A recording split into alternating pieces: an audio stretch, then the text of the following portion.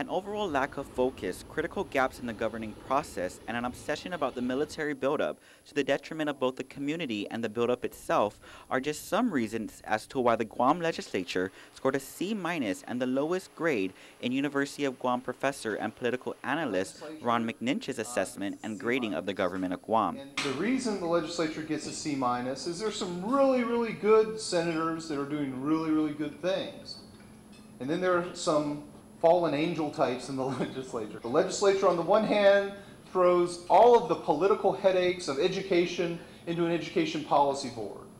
Then on the other hand, it micromanages what education is supposed to do. He adds other issues include the seeming false belief that the quantity of bills matter, along with a huge overlap as to what the governor is doing and what the legislature thinks it should be doing, as if it were the governor, such as veto overrides. The Guam Judiciary, meanwhile, was graded a B because, unlike many other state-level judiciaries, have a large law enforcement-based bureaucracy that muddles its role and could be improved with better coordination with the executive branch.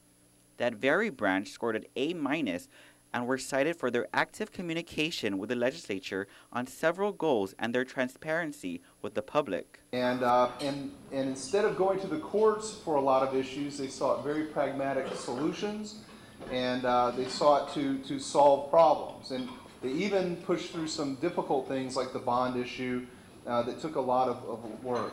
McNinch, meanwhile, did offer suggestions to the legislature, such as calling a simple constitutional convention and pass a basic organic focused constitution.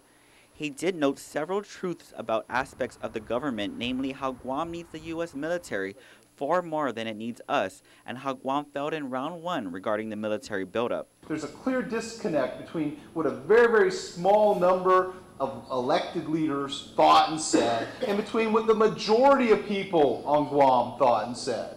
And so we ended up with some elected leaders focusing their attention on less than 20% of the community to the detriment of the other 80%. And that's the reality. He adds leaders cut out the average citizens in the input process regarding the buildup and took information at face value without fact-checking or verification. To read McNinch's full speech, log on to our website. Reporting for Guam's News Network, I'm Ken Quintanilla.